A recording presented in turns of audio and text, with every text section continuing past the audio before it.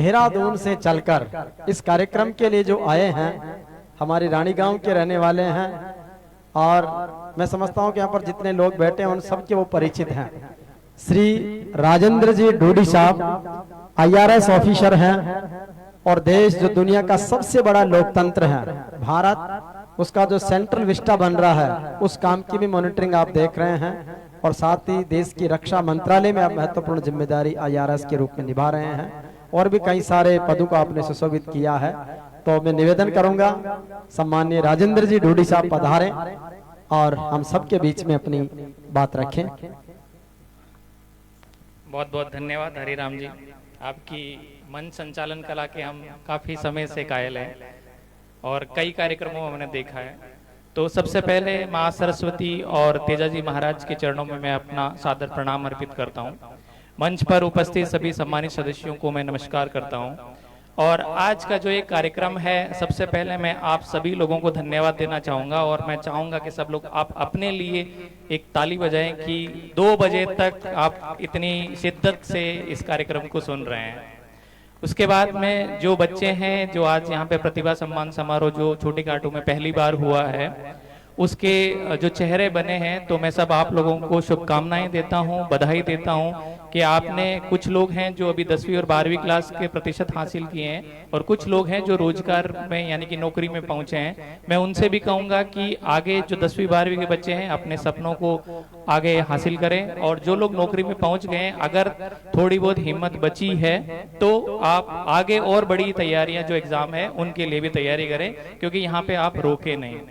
सबसे अंत में बोलने का एक सबसे बड़ा चुनौती होता है कि बहुत सारी बातें आ जाती है, तो उनमें से कुछ चीजों को मैं छांटते हुए मैं अपने उद्बोधन को 2 हिस्सों में बांटने की कोशिश करता हूं।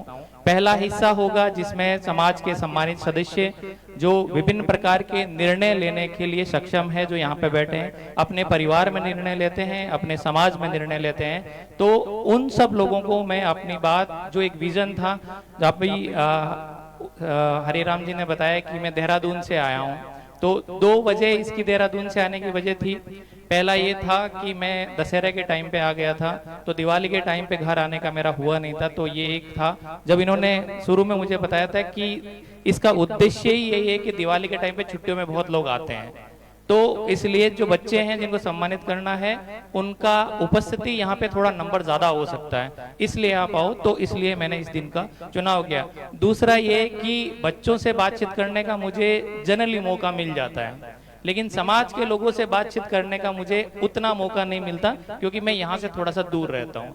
तो मैं आज आपसे मेनली बात करूंगा और कुछ खट्टी मीठी बातें होगी, कुछ बातें मैं ऐसी भी कह सकता हूँ जो शायद आपको चुभ भी जाए, ठीक है, लेकिन अपना समाज है तो शायद आप मुझे, मैं पहले माफी मांग लेता हूं अगर ऐसी कोई बात हो जाती है। तो अभी मैं वहीं से शुरुआत करता हूं। ढाका साहब ने 2047 में विकसित भारत बनाने की बात की थी। आप में से बहुत सारे लोग लगभग हर कार्यक्रम में, हर चीज में, स्पेशली भारत सरकार के और राज्य सरकार के होते हैं, उनमें 2047 में भारत को एक विकसित राष्ट्र बनाने की बात होती है। क्या हमने कभी सोचा है कि 2047 में जाट समाज कैसा होगा? 2047 चलो थोड़ा दूर की बात होगी, अगले 5 साल में हमारा समाज किस दिशा में जाएगा, क्या ये चीज हमने सोची है? और मैं हरिराम जी से रिक्वेस्ट करूंगा ये चीज कि आप विभिन्न प्रकार के प्रतिभा सम्मान समारोह करते रहते हैं, आपके पास एक अच्छा खासा डेटाबेस है, आप एक ऐसा समारोह भी कीजिए कि जिन बच्चों का आपने 5-6 साल पहले सम्मानित किया था, आज वो बच्चे कहाँ हैं? क्योंकि ये चीज देखा गया है कि अगर हम एक बार सम्मानित करते हैं, एक मोमेंट पे सम्मानित करते हैं और उसके बाद में उस बच्चे को उस हाल में छोड़ देते हैं, अगर कंटिन्यूअस मॉनिटरिंग नहीं होती है तो वो बच्चा भले ही उसके बहुत अच्छे प्रतिशत है, लेकिन वो कई प्रकार की चीजों की उधेड़ में खो जाता है और वह अपने जो डिजायर्ड लक्ष्य, जो वो 10वीं क्लास का एक मासूम बच्चा था, 12वीं क्लास का मासूम बच्चा था, जो उसने सोचा था, शायद उससे डाइवर्ट हो जाता है। इसीलिए एक चेन बनाने की जरूरत है। और अगर आपके सामने स्पेशली कुछ ऐसी केस स्टडीज हो जहां बहुत अच्छे प्रतिशत से, आप उनका नाम छुपा लीजिएगा, लेकिन वो बताइए लोगों को कि बहुत अच्छा, बहुत प्रतिभाशाली बच्चा था, लेकिन उन्होंने कुछ गलतियां की जिसकी वजह से वो एक बहुत बड़ी अपॉर्चुनिटी खो दी है। तो वो चीज आप मतलब एक डेटाबेस से निकाल करके आप उस चीज को कीजिएगा। तो मैं एक विजन आपके सामने प्रस्तुत करने का कोशिश करता हूं। ये विजन जाट समाज के लिए हो सकता है, क्यों? क्योंकि मैं कुछ आदर्श, क्योंकि कोई भी विजन जो बनता है कुछ आदर्शों और कुछ संकल्पों पे निर्धारित होता है, और हमारे सामने जो सबसे बड़े आदर्श है वो तेजा जी, और उनका सबसे बड़ा संकल्प ये कि अपनी मतलब सत्यवादिता के लिए, अपने एक वचन के लिए, जैसे सतीबाई जी ने भी बताया था कि जिनसे उनका कोई लेना देना नहीं था, ठीक है, गाय कोई ले जा रहा है, गायें किसी की है, लेकिन वो उस मूल्य के लिए आए कि नहीं मुझे रक्षा करनी है, और एक वचन दिया, और उस वचन के बाद में वो अपना प्राण भी त्याग देते हैं, जो सबसे बड़ा सुप्रीम सेक्रीफाइस होता है। इससे बड़ा कोई सेक्रीफाइस हो नहीं सकता। तो एक जो चीज है कि वचन के लिए मर्यादा पुरुषोत्तम भगवान राम 14 साल के लिए वनवास पे चले जाते हैं, और दूसरे आदर्श हमारे तेजा जी है जिन्होंने वचनों की रक्षा करने के लिए अपने प्राण त्याग दिए। वही चीज मैं चाहता हूं कि आप लोग अपने अंदर कुछ वचनों को लेकर के पढ़ लें और उनको पूरा करने का प्रयास करें। तो वो वचन कुछ चीजें पहले आ चुकी है, उसी चीज को मैं थोड़ा सा फॉर्मेट इस तरीके से करता हूं कि जिसे याद रखना आसान हो जाता है। मैं जो बच्चे बैठे हैं उनसे एक बात करना चाहूंगा, आप में से कितने लोगों के हाथ में पेन और पेपर है? यहाँ पे इतने सारे लोग बोले हैं, ठीक है, आप में से मुझे नहीं लगता कि कोई विवेकानंद है, स्वामी विवेकानंद, जिनकी इतनी फोटोग्राफिक मेमोरी है कि यहाँ जो कुछ भी सुना है वो सब उनको घर जाएंगे तब तक याद रह जाए। It is not humanly possible, नहीं याद रहता है। तो चीजें अटका लेनी चाहिए। 3 इडियट्स मूवी देखी है आपने? उसके अंदर की ज्ञान कहीं से बन रहा है, लेते जाओ। तो वो एक आदत होती है कि कोई भी चीज को हम लिख लें। हो सकता है आपके पास पेन पेपर नहीं है, लेकिन आपके पास एक बड़ा हथियार है जिसमें भी आप वो चीजें लिख सकते थे। क्या? फोन। फोन सिर्फ फोन करने के लिए या सोशल मीडिया देखने के लिए नहीं है, वो आपकी डायरी भी हो सकती है। डे टू डे बेसिस पे आपकी डायरी हो सकती है। वो चीज, इसका सकारात्मक इस्तेमाल उगमाराम जी ने बताया था किस तरीके उन्होंने किया। आप पढ़ाई में इस्तेमाल करें, क्योंकि दिन भर में आपके पास में बहुत सारे विचार आते रहते हैं, लेकिन हमारे पास उस वक्त पेन पेपर नहीं होता कि जब हम उसे अटका लें। लेकिन एक अकाउंटिंग का बहुत बड़ा फेमस प्रिंसिपल है, a small pencil is better than a sharp memory. Accounting पूरा इसी बात पे अटका है कि मैंने किसी से हिसाब किताब किया, किसी को पैसे दिए, किसी से पैसे लिए, मैंने उसे अटका दिए, यानी कि मैंने कहीं लिख लिया, तो वो चीज रह जाएगी, बाकी चीजें भूल जाएंगी। और बहुत बार ऐसा होता है। इसलिए जब भी मौका मिले कुछ चीजें उस फोन में, एक डायरी में एक नोटपैड बनाइए, और जब मौका मिले आप कुछ चीजें लिखते जाइए। तो समाज के लिए मैंने 3 E's का कॉन्सेप्ट लिया है। E for elephant. मेरा एक छोटा बच्चा है 3 साल का, अभी अभी उसने कुछ कुछ बोलना शुरू किया है, और वो बोलता है ई फॉर हाथी फेंट, क्योंकि ई फॉर एलिफेंट होता है, और जिसको हिंदी में बोलते हैं वो बेचारा कंफ्यूज हो जाता है कि क्या हाथी है क्या एलिफेंट है, उसने दोनों को जोड़ के एक शब्द बना दिया हाथी फेंट। तो ई फॉर हाथी फेंट होता है। तो वो ई जो है वो मैं आपको अब दे रहा हूं। तो फर्स्ट ई है आपका एक्सीलेंस इन एजुकेशन, कि समाज को ये पढ़ लेना पड़ेगा कि अगर हम बहुत एक्सेल होकर टॉप तक पहुंचना चाहते हैं तो हमें एजुकेशन में एक्सेल करना पड़ेगा। I am the product of education. आज यहाँ पे जितने लोग बैठे हैं, they are the product of education. किसी के खेत कितने बीघा है इस वजह से यहाँ पे नहीं बैठे हैं, किसके यहाँ पे प्रॉपर्टी कितनी है उसकी वजह से वो यहाँ नहीं बैठे। इन्होंने शिक्षा के क्षेत्र में कुछ न कुछ हासिल किया है, इसलिए वो मंच पे बैठे हैं, इसीलिए वो सारी प्रतिभाएं यहाँ पे सम्मानित हो रही है। लेकिन होगा कैसे? इसके लिए जैसे डॉक्टर साहब दिलीप जी ने बताया था कि आप बहुत सारी कुरीतियां हैं, उसके कुछ रिसोर्सेज को निकाल सकते हो। मैं एक चीज जो शायद चुभ सकती है, मैं चेन्नई में एक बार था जब मेरा जस्ट सिलेक्शन हुआ था, तब मेरा सम्मान करने के लिए बुलाया गया था, और किसी एक महानुभाव से मेरा परिचय कराया गया था कि इन्होंने अभी 3 करोड़ का तेजा जी का मंदिर बनाया। मैं कहा 3 करोड़, 3 करोड़ में कितने बच्चों को स्कॉलरशिप मिल सकती थी तेजा जी के नाम पे? कितने बच्चों के घर में तेजा जी का मेडल लग सकता था? एक मंदिर बनाया, निश्चित रूप से समाज में बहुत जरूरी चीज है, क्योंकि मंदिर समाज की वो जगह है जहां पे हमें एक साथ एकत्रित होके समान भाव लाने के लिए प्रेरित करता है। लेकिन ये कब होना चाहिए, इसकी एक समय सीमा निर्धारित होनी चाहिए। जैन समाज के बहुत सारे मंदिर बनते हैं। सबसे ज्यादा नोबेल प्राइज कौन सी कम्युनिटी ने जीता है? वर्ल्ड लेवल पे कोई बताएगा? ज्यूज, यहूदी, अगर आप उनकी पॉपुलेशन देखो तो मुट्ठी भर है, इतनी सी पॉपुलेशन है, लेकिन दुनिया में सबसे ज्यादा नोबेल प्राइज उस कम्युनिटी ने जीता। क्यों? क्योंकि उन्होंने अपने समाज में प्रश्न पूछने का कल्चर डाला। आस्क ए क्वेश्चन, जहां कहीं मौका मिले सवाल पूछिए, अपने टीचर से सवाल पूछिए, अपने पेरेंट्स से सवाल पूछिए। अगर ऐसा कहीं मौका मिला है, और इस मंच में शायद अब थोड़ा टाइम कम है, लेकिन फिर भी अगर 5-7 मिनट आपको मिलता है, तो अगर बच्चों के कोई सवाल है तो उनके आंसर्स भी आपको करवाने चाहिए। तो ये एक्सीलेंस इन एजुकेशन है। एजुकेशन में भी अभी हमारी चर्चा हो रही थी कि जाट प्रजाति और चीज ऐसी है क्योंकि मेहनत हमारे खून में है। हम खेतों में मेहनत करके अपने घर परिवार बढ़ाए हैं, तो उसको अंग्रेजी में बोलते हैं प्लो। प्लो खेत। अगर पी को ही हमें कैरी करना है तो हम प्लो टू पेन पेंसिल जा सकते हैं, कि हम उसी मेहनत को अब हम कागज पे करना शुरू करें। और कागज पे भी मतलब सिर्फ 1-2 फील्ड में नहीं, जैसे मेडिकल फील्ड में आप देखोगे लगभग हर गांव ढाणी से डॉक्टर्स निकलने लग गए, लेकिन कितने एनएलयूज जो है, नेशनल लॉ यूनिवर्सिटीज है, हमारे समाज के कितने लोग सुप्रीम कोर्ट में वकील हैं, हाई कोर्ट में कितने जज हमारे समाज से हैं, कितने सीए और चार्टेड अकाउंटेंट, कॉस्ट अकाउंटिंग में कितने सारे लोग हैं, साइबर सिक्योरिटी के एक ऑफिसर हमें मिले यहाँ पे, कितने लोग हैं जो साइबर सिक्योरिटी के शिकार हो रहे हैं, वो चीजें हो रही है, कितने बच्चे हमारे उन फील्ड में जा रहे हैं। नेशनल एजुकेशन के लिए आईआईटी के साथ में एक IISER का एग्जाम होता है, जहां पे बेस्ट क्लास BSc MSc के करके प्रोफेसर्स बनाने की बात है, कितने बच्चे हमारे उसके अंदर जाते हैं। हम एक चीज के पीछे बढ़ते हैं, बाकी सब चीजों को छोड़ देते हैं और उसी में आगे बढ़ जाते हैं। लेकिन समाज को अगर आगे बढ़ाना है तो हमें हर फील्ड में एक्सेल चाहिए।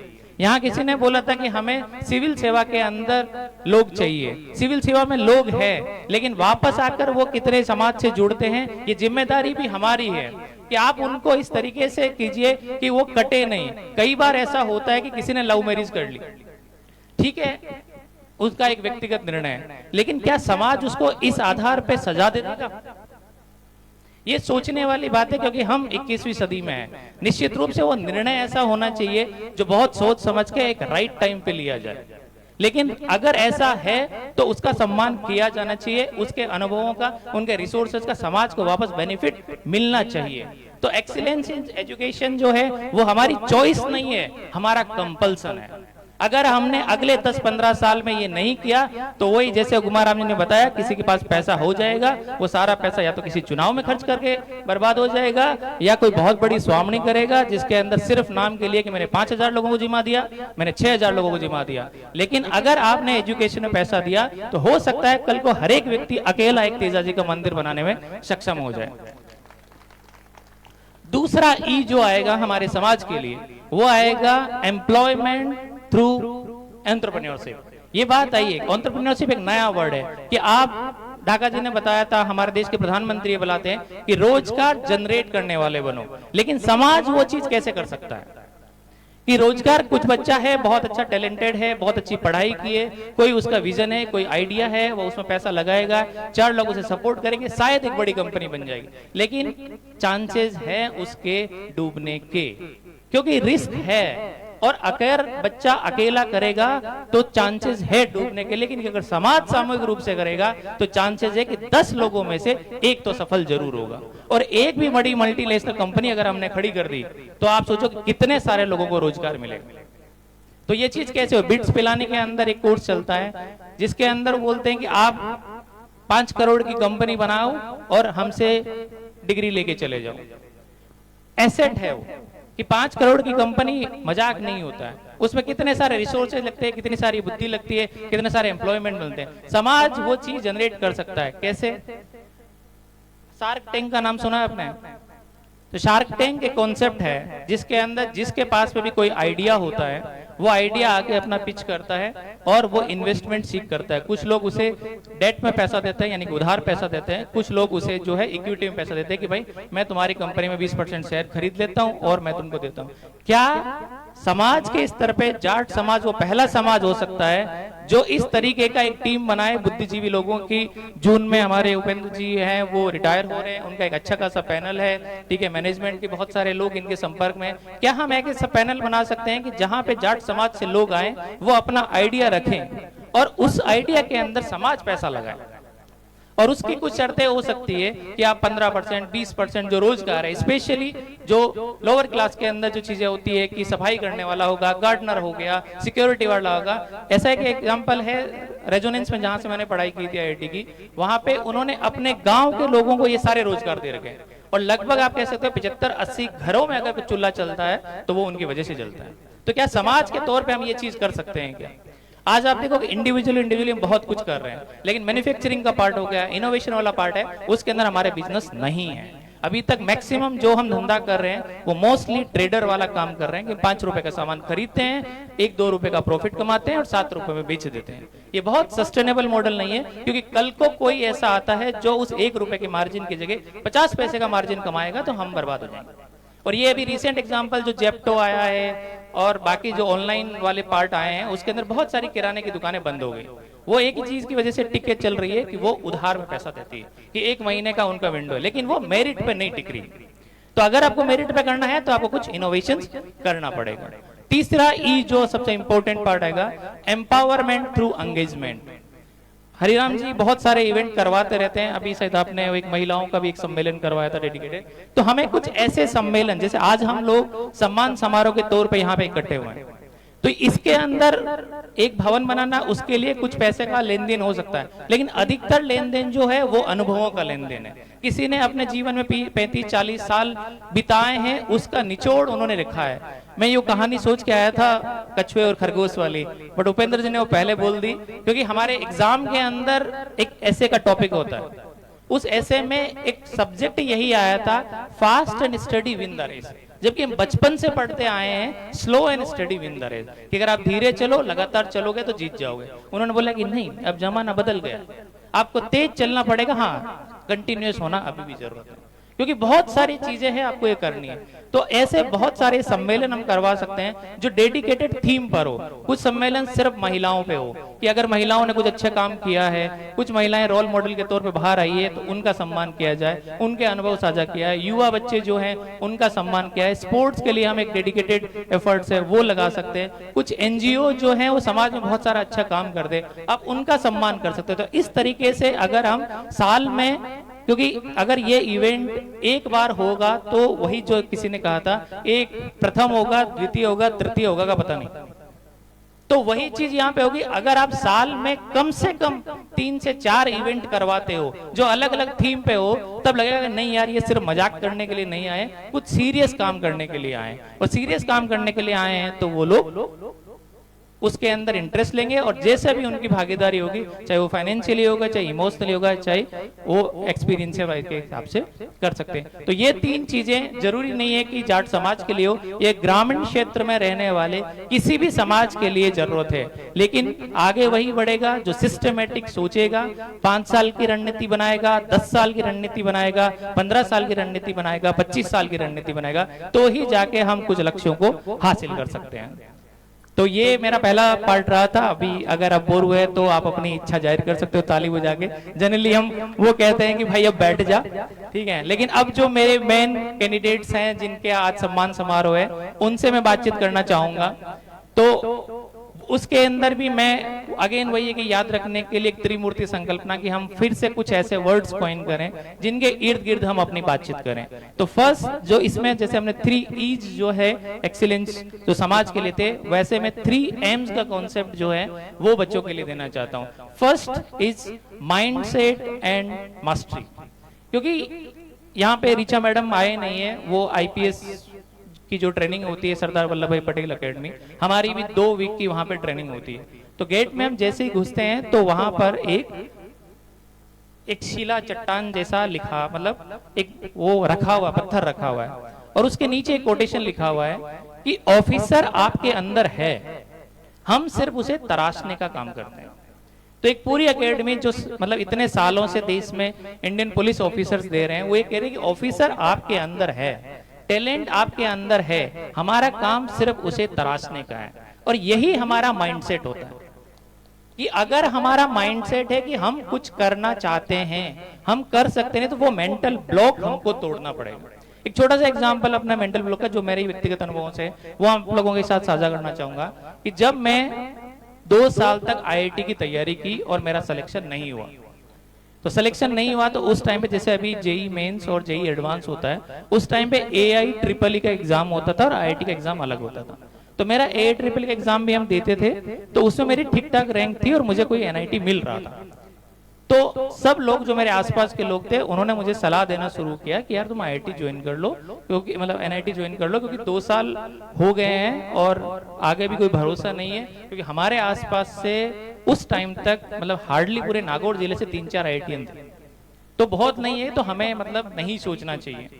तो फिर मतलब 2 साल कंप्लीट हो गए, बहुत और भी बहुत सारे चीजें कि भाई कोटा गया है, मेरिट में आता था, फेल हो गया है, लोगों के जो कटाक्ष होते हैं सामान्यतः समाज में, मतलब ऊपर नीचे होती है चीजें, तो उस तरीके की सब चीजें थी। तो फिर मैंने पहला संवाद अपने आप से किया कि भाई मुझे क्या करना है, और मैंने कहा कि नहीं यार, आईआईटी अगर इतनी बड़ी चीज है तो निश्चित रूप से मुझे क्रैक करना चाहिए, क्योंकि ऐसा क्या है इसमें कि मैं नहीं कर सकता हूँ। बट वही है, बिना फिनांस के तो आप पढ़ाई भी नहीं कर पाओगे, सब नहीं कर पाओगे। तो फिर अगला संवाद मेरे पिताजी के साथ में हुआ। तो पापा से बात की मैंने, तो पापा ने एक ही सवाल पूछा, तुझे क्या लगता है? तो मैं बोला कि नहीं, मुझे ट्राई करना चाहिए। तो बोले कि ठीक है जाओ।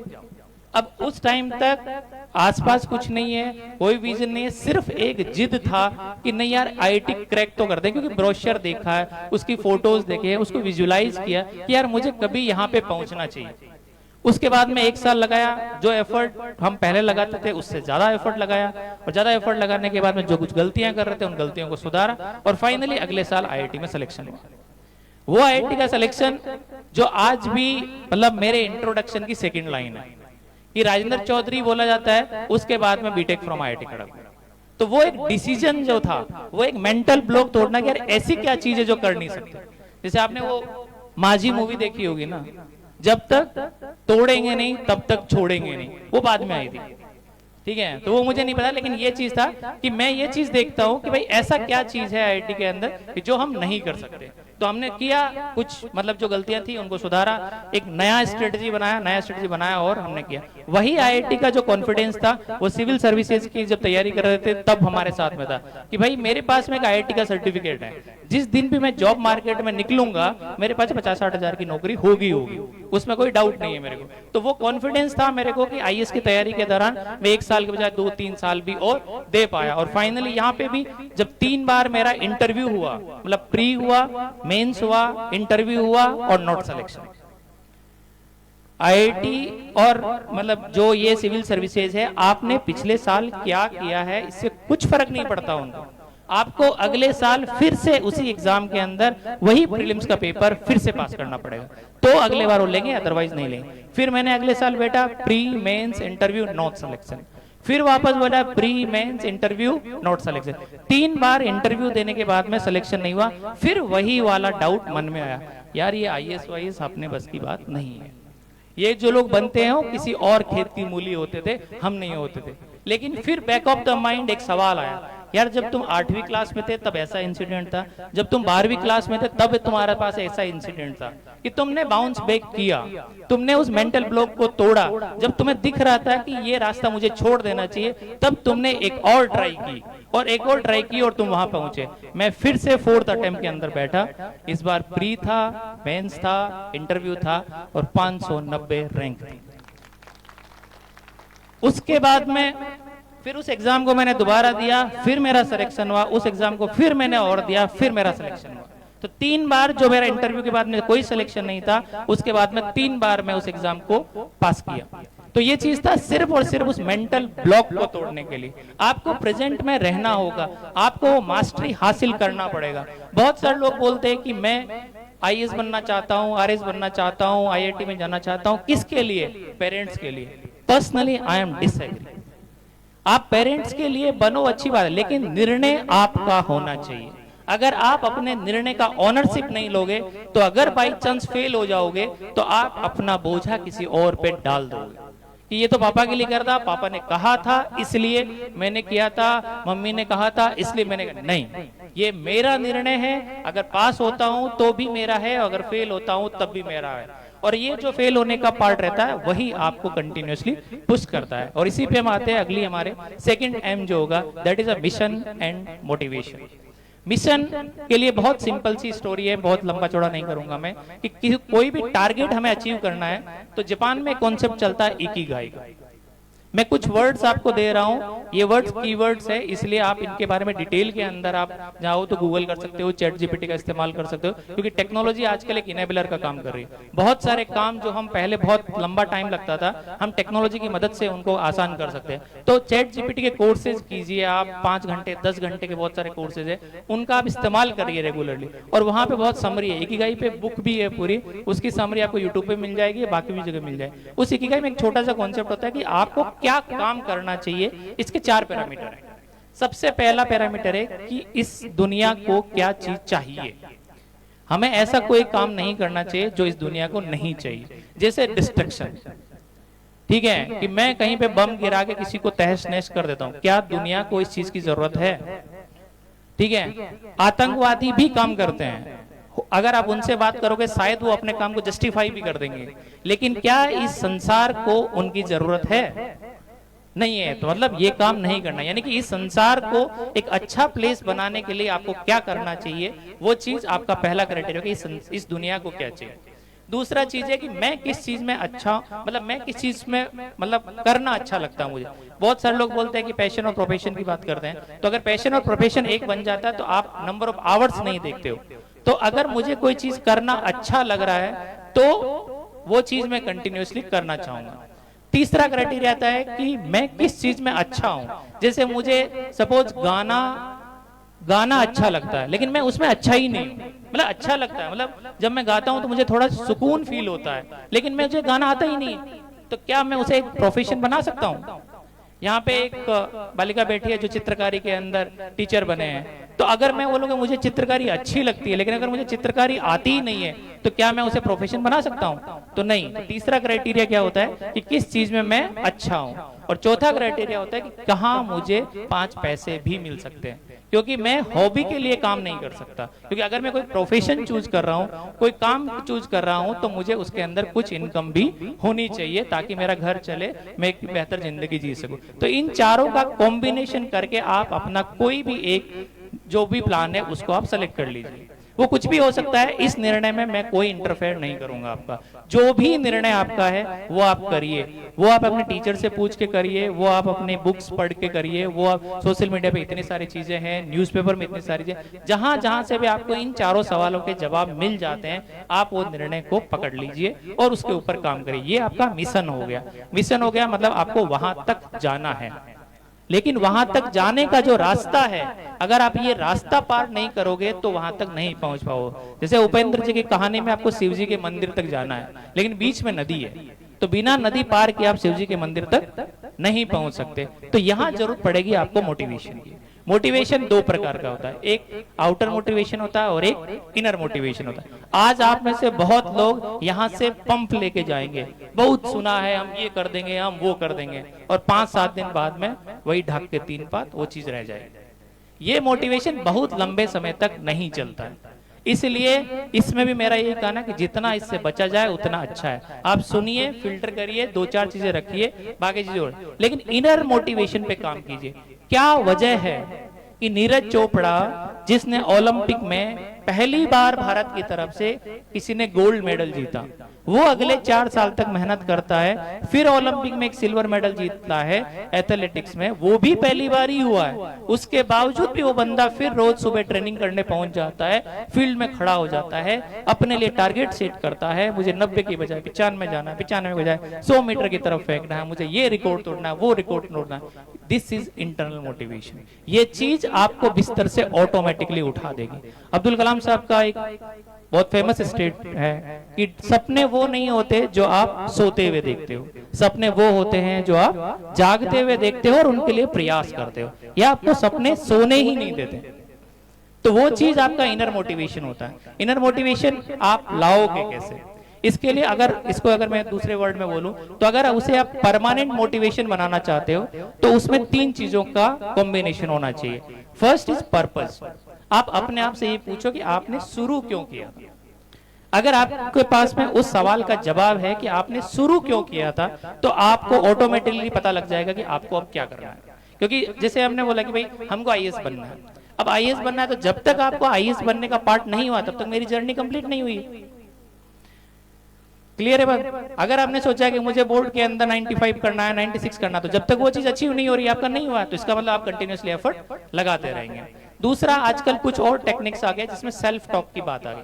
आप अपने आप से बातचीत कीजिए, आप अपने आप से मतलब अपना सेल्फ निकाल के, आजकल फोन में सीधा वीडियो कॉल आप अपने आप को कर सकते हो। आप अपने आप से बात कीजिए, अपने आप से टफ सवाल पूछिए और उन टफ सवालों का जवाब देने का प्रयास कीजिए। अगर आप वो चीज कर पाते हो कि आप अपने सवाल, क्योंकि वो कहते हैं ना हमाम में सब नंगे, वहां आपको कोई नहीं दे। आप अपने आप से झूठ नहीं बोल सकते, आप किसी और के सामने झूठ बोल सकते हो, किसी और के सामने आप कोई और व्यक्ति बन सकते हो, लेकिन आप अपने आप से झूठ नहीं बोल सकते। तो सही सवाल पूछो, सही जवाब दो। अगर ये चीज नहीं होता, एक दूसरा ऐसा ही मैकेनिज्म आता है, that is a reflective journalism, कि जैसे जो डायरी लिखते हैं हम, ऐसे ही जनरल राइटिंग होता है, उसके अंदर आप लिखिए, आप अपने साथ डायरी के माध्यम से बातचीत कीजिए, सवाल पूछिए, दूसरों जवाब दीजिए, और जो चीज समझ में आता है उस चीज को करिए। दूसरा जो चीज होता है वो पैशन, कि अगर आप में वो जुनून है कि मुझे ये चीज करना है, तो वो आपको कभी थकने नहीं देगा, आपकी एनर्जी कभी डाउन नहीं होगी। और बिना प्रैक्टिस किए तो कोई चीज परमानेंट हो ही नहीं सकती। वो सुना होगा, रस्सी आवत जावत सील, वो मतलब निशान पड़ जाता है सील पे। तो एक छोटी सी रस्सी, बहुत कमजोर सी रस्सी है, वो भी अगर कंटिन्यूअसली एफर्ट लगा रही है तो वो एक बहुत मजबूत दीवार के ऊपर भी कर लेती है। तो दैट इज अ प्रैक्टिस। तो पर्पज, पैशन और प्रैक्टिस, इन तीनों का कॉम्बिनेशन अगर आप कर लेते हो तो that become a permanent motivation. उसके बाद में लास्ट जो एम है, that is momentum and management. Momentum मतलब आपके पास मिशन हो गया, आपको उसको अचीव करने का पैशन हो गया, लेकिन उसे चलाओगे कैसे? क्योंकि उसे कंटिन्यूअसली होना चाहिए। लगभग हर समाज में, हर धर्म में इस चलते रहने की प्रक्रिया को व्यक्त किया गया है। महाभारत, अगर आप लोगों ने पुराना वाला महाभारत देखा होगा, उसमें हमेशा पहली लाइन ही मैं समय हूं, मतलब समय कंटिन्यूअसली चलता रहता है। जैन धर्म में, बौद्ध धर्म में देखोगे तो आप चरेवती चरेवती की बात करें, चलते रहो चलते रहो चलते रहो, मोमेंटम की बात है। एकला चालो रे गाना सुना है, अगर कोई और नहीं चल रहा आप अकेले चलो, कारवां बनता जाएगा। पहले लोग आपका मजाक उड़ाएंगे, आपको गालियां देंगे, आपसे लड़ाई करेंगे, लेकिन कुछ टाइम बाद आपको फॉलो करने लग जाएंगे। तो that is a concept of momentum, कि आपको उसको बनाए रखना है, और उस मोमेंटम को मेंटेन करने के लिए आपको मैनेज करना होगा। अजीत डोभाल साहब का एक बहुत फेमस स्टेटमेंट है कि if you can't measure things you can't manage things. अगर आप समस्या को समझोगे नहीं, अगर आप समस्या को मानोगे नहीं कि ये समस्या है, तो आप उसे मैनेज नहीं कर सकते। तो जो भी चीज आपके सामने आ रही है, आप उसको अंडरस्टैंड कीजिए और उसे मैनेज कीजिए। यहाँ पे मैं मेनली दो मैनेजमेंट की बात करूंगा। First thing is time management and second thing is failure management. Time management, क्या यहाँ पे कोई भी व्यक्ति है जिसके पास में 24 घंटे और 1 सेकेंड का वक्त है? क्या कोई भी व्यक्ति ऐसा है जिसके पास 23 घंटे और 59 मिनट का वक्त है?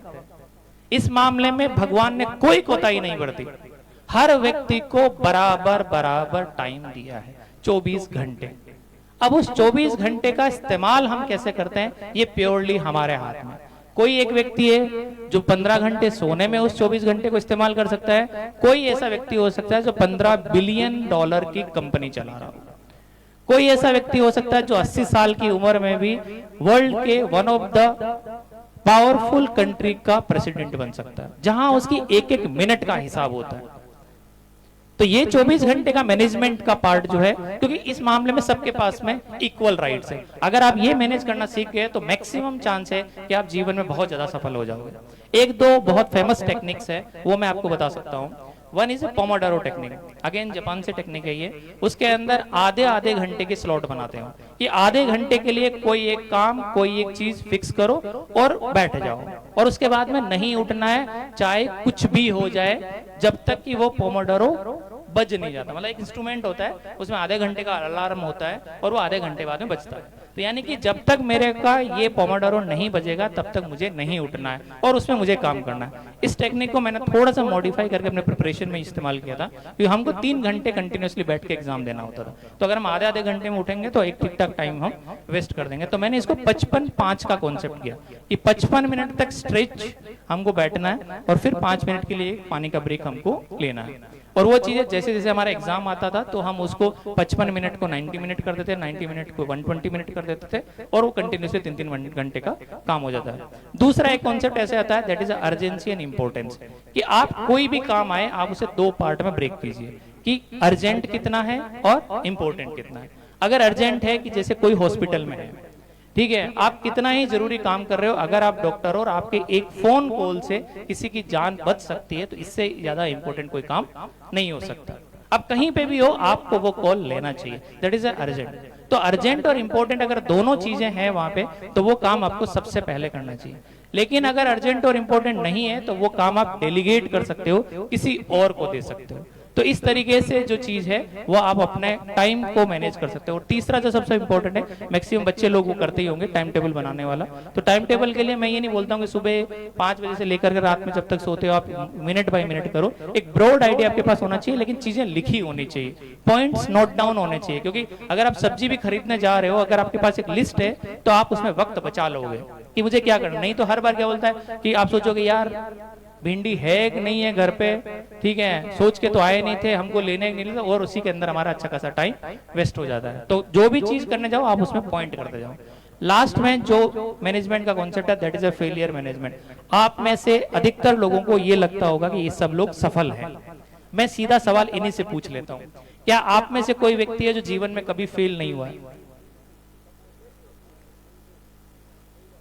मतलब समाज के स्थापित पैरामीटरों में जो लोग सबसे सफल होते हैं वो भी जीवन के किसी न किसी फेज में असफल रहे होते हैं, या जो चीज उन्होंने सोची थी वो चीज वो हासिल नहीं होती है। तो इसका मतलब है कि फेलियर आएगा ही आएगा। वो कहते हैं ना कि मृत्यु मौत सबसे बड़ा सच है, वैसे मैं कहता हूं इस जीवन में रहते हुए असफलता सबसे बड़ा सच है। ये हर किसी की जिंदगी में किसी न किसी स्टेज पे आएगा ही आएगा। सफलता आना प्रॉब्लम नहीं है, सफलता से हार करके बैठ जाना प्रॉब्लम है। सफलताएं किस व्यक्ति के जीवन में नहीं आई है? आप बड़े से बड़े लोग उठाओगे, अमिताभ बच्चन एक बार पूरी तरह से बैंकरप्ट हो चुके थे।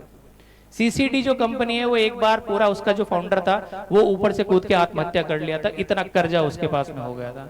नेल्सन मंडेला अपने जीवन के 26 साल तक जेल के अंदर रहे, लेकिन वो बाहर निकले और देश के पहले श्वेत राष्ट्रपति बने थे। किसके जीवन में असफलता नहीं है, बट बाउंस बैक करने की जो रिजिलेंस है, जो एबिलिटी है, वही किसी व्यक्ति को महान बनाती है। तो हमें ये देखना है कि ये चीज हम उस असफलता से निकलेंगे कैसे। बहुत सिंपल से ट्रिक है, अपने इमोशंस को मैनेज करना। आप रिएक्ट मत कीजिए, आप रेस्पॉन्ड कीजिए। कोई भी समस्या आपके पास आई है, आप एक बार के लिए पॉज लगा दीजिए, आप 1 मिनट का साइलेंस कर लीजिए, आपका निर्णय बेहतर होगा। अगर जीवन में एक बहुत बड़ा सेटबैक आया, जैसे सपोज मेरी लाइफ में आया कि भाई मैंने इंटरव्यू दिया, मेरा फाइनल सिलेक्शन नहीं हुआ, डोंट थिंक और एक्ट इमीडिएटली। आप 24 घंटे का ब्रेक लीजिए, चीजों को सेटल डाउन होने दीजिए, अपने आप से सवाल पूछिए, अपने आप से संवाद कीजिए, और उसके बाद में फिर हम निर्णय लें कि हाँ कुछ गलतियां हुई थी। क्योंकि यूपीएससी को मेरे से तो कोई दुश्मनी रही नहीं होगी, ना मेरे गांव से कोई जाके उसको पत्थर मार आया होगा कि भाई इसका बच्चा आएगा तो हम देख लेंगे, ऐसा तो कुछ ना आया। तो कुछ बाकी मेरे कंपटीटर मेरे से अच्छे रहे होंगे, इसलिए उनका सिलेक्शन हुआ था, मेरा नहीं हुआ था। तो एक पार्ट को देखना। ऐसे ही आईक्यू के साथ साथ एक वर्ड चलता है ईक्यू का, इमोशनल क्वेश्चन। आप अपने बारे में जानिए, आप अपने बारे में स्ट्रेंथ और वीकनेसेस को जानिए, ठीक है। एक स्वॉट एनालिसिस का कॉन्सेप्ट होता है, स्ट्रेंथ, वीकनेस, अपॉर्चुनिटी और थ्रेट। मैनेजमेंट में कॉन्सेप्ट है, कोई भी चीज आप करते हो आप अपना स्वॉट एनालिसिस कीजिए, आप अपना खुद का स्वॉट एनालिसिस कीजिए, आप अपने सराउंडिंग का स्वॉट एनालिसिस कीजिए। जैसे छाबा साहब ने बताया, अच्छे लोगों के साथ में बैठना चाहिए। तो वो चीज है कि आपकी सराउंडिंग आपको बहुत कुछ डिसाइड करती है। तो अगर आप अपने खुद के बारे में जानते हो, अगर आप अपनी सराउंडिंग को जानते हो, तो आपके चांसेस है कि आप वापस से बाउंस बैक करोगे। बॉक्सिंग में कहा जाता है कि कोई व्यक्ति तब तक नॉकआउट नहीं माना जाता है जब तक कि वो वापस खड़ा हो जाता है। तो इसलिए हमें जीवन में नॉकआउट नहीं करना चाहिए। लास्ट पॉइंट कि अगर आपके सामने जीवन में कोई भी समस्या आती है, तो एक रुडयार्ड किपलिंग जंगल बुक आपने देखी होगी, उसके जो राइटर है उनकी एक पोइम है। उस पोइम के अंदर वो कहते हैं कि जब भी मेरे सामने कोई समस्या आती है तो मेरे पास में 6 नौकर हैं, बहुत ही ईमानदार, बहुत ही बुद्धिजीवी नौकर है। मैं उन 6 नौकरों को अपना काम दे देता हूं और वो अपना काम करते हैं, मैं अपने काम में लग जाता हूं, और 9 से 5 जब तक मैं ऑफिस में रहता हूं तब तक वो मेरे लिए काम करते हैं। जब मैं ऑफिस से बाहर निकलता हूं मुझे काम दे देते हैं, फिर मैं उन लोगों को रेस्ट पे भेज देता हूं। वो 6 बुद्धिजीवी नौकर कौन है वो मैं आज आप लोगों को देना चाहता हूं। आप पहले से जानते हो उस चीज को।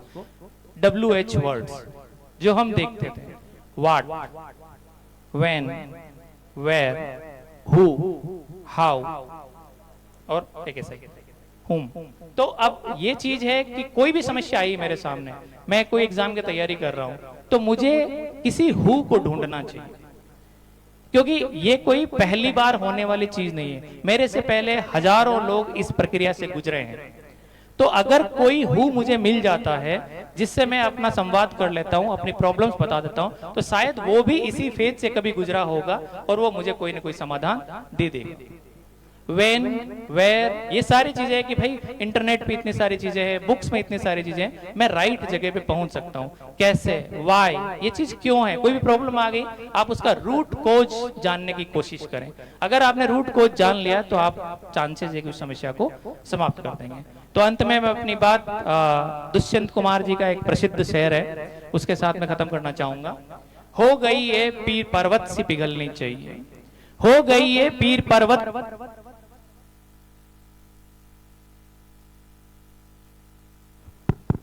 राम। हो गई ये पीर पर्वत से पिघलनी चाहिए, इस हिमालय से कोई गंगा निकलनी चाहिए। हो गई ये पीर पर्वत से पिघलनी चाहिए, इस हिमालय से कोई गंगा निकलनी चाहिए। आज ये दीवार पर्दों की तरह हिलने लगी, मगर शर्त ये थी कि बुनियाद हिलनी चाहिए। सिर्फ हंगामा खड़ा करना, सिर्फ हंगामा खड़ा करना मेरा मकसद नहीं, सारी कोशिश है कि ये सूरत बदलनी चाहिए। मेरे सीने में नहीं तेरे सीने में सही, हो कहीं भी आग लेकिन आग जलनी चाहिए, आग जलनी चाहिए। Thank you very much.